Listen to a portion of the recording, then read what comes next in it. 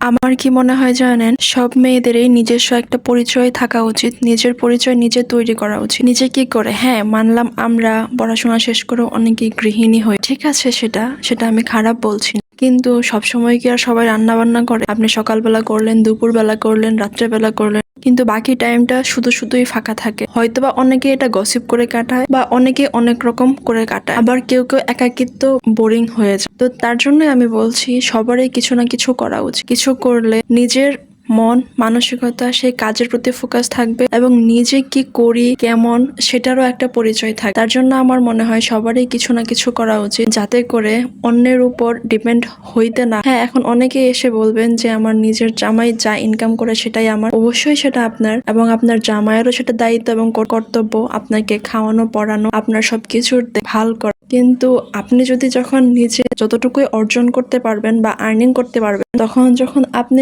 সেই টাকা থেকে 1 টাকা হলেও নিজের জন্য খরচ করতে পারবেন, তখন কিন্তু আপনার সুখটাই বেশি আসবে। তার জন্যই বললাম যে ঘরে বসে না থেকে নিজের পরিচয় তৈরি করার চেষ্টা করুন।